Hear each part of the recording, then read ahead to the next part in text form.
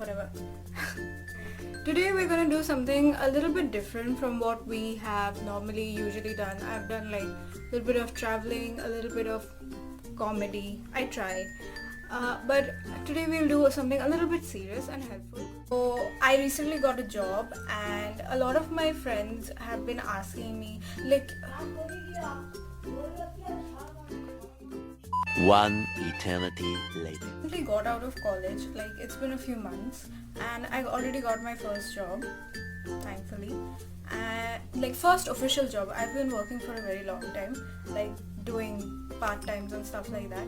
And obviously I have a lot of friends who are also interviewing or going for interviews for their first interviews or whatever. And a lot of them have like asked me, you know, certain things about what they ask in interviews, what they look for in candidates, because I have always passed an interview. Like I've never been rejected. Humble brag or whatever.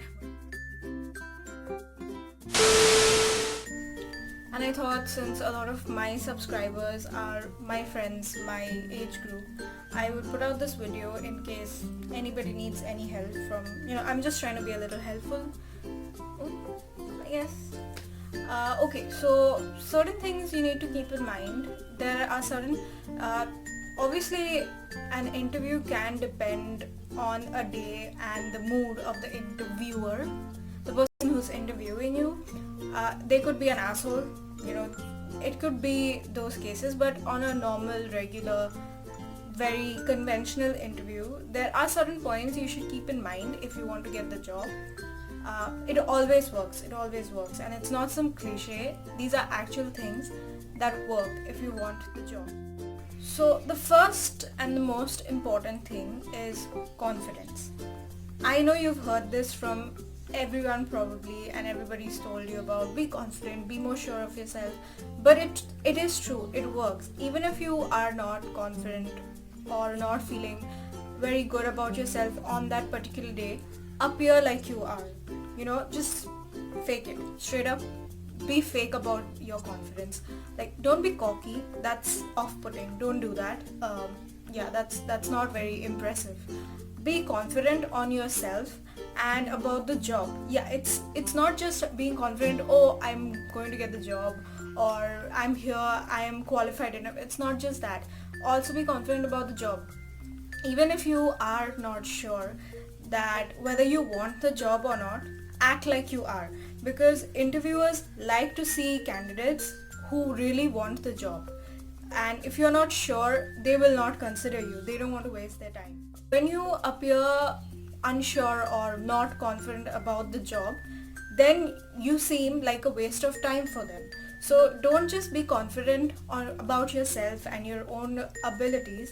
Also be confident about the job you're applying. Remember that confidence is not just verbal. Don't just tell them, I'm good, I'm this, I'm that.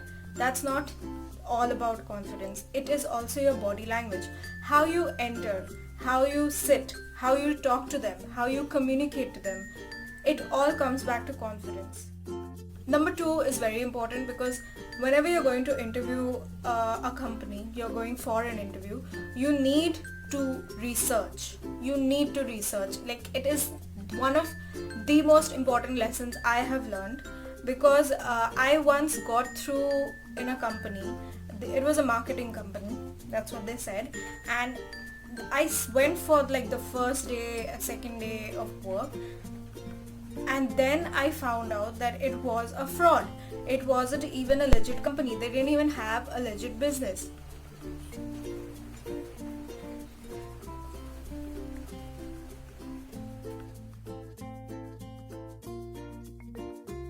Researching about the company is very, very, very important. I cannot stress how important it is, as I have learned from my own personal experience. I will tell you what happened. I got through this company. I had gone for like the first day, second day of work, and then I found out through a friend who had worked in the company for the past 5-6 months. It was not a legit company. They didn't even have a legitimate business license. It was kind of a fraud. So yeah, it is very important to research on your company, the place you're going for the interview. And research, don't just go and Google, because it's very easy to create a website. Go and ask people around who are in that field, or people you know who worked in similar companies, or go to Quora, ask people, do a proper, intensive, thorough research. Also research about your job role. You need to know what you're getting yourself into. You can't go expecting something and then finding out something else. That way you would also not be interested in the job, and the person who's hiring you would also not be interested. Proper questions to the person, your HR, or the person who's interviewing you, that what your job role is, what do you have to do on a day-to-day basis. Try to take in as much detail as possible. Even though I've noticed that when you go for interview and this question you ask, what is my day-to-day job role, they don't tend to answer it properly. They tend to answer it very vaguely, but stress on it. Try to get as much information as you can. When I said research about the company and the job, I also said it because when you don't know much about the company or the job, it makes it seem like you're not interested. Like you were not interested enough or excited enough about the job or the company that you looked it up or researched about it. So know enough. If the interviewer or the person questioning you asks you anything about the company or the job, you know enough to answer. Because if you can't answer, it makes you seem like you're not interested in the job, which again comes down, if you're not interested in the job, then they will not hire you. Three is knowing your CV or your resume. I found out this via an interview. I mean, my CV was created by my sister. She works already, and she just put in a few points like, quick decision making, works under pressure, communication, and stuff like that. Just words that seem impressive and high-ready. Just words that seem impressive, okay? Like I wasn't even making that CV. And I once went to an interview and this person saw my skills and was like, so you work under pressure. Give me an example since when you were under a lot of pressure and you worked very well. And I was just like, what? But then I told them, exams are a pressure, life is a pressure. I tried to philosophize it because I honestly didn't remember when was the last time I did not feel pressure from life. But that's a different story. We're getting very deep. That's not what we're here. Even though they do see your CV, they can still ask you questions like give example of when you were like this or when you were like that.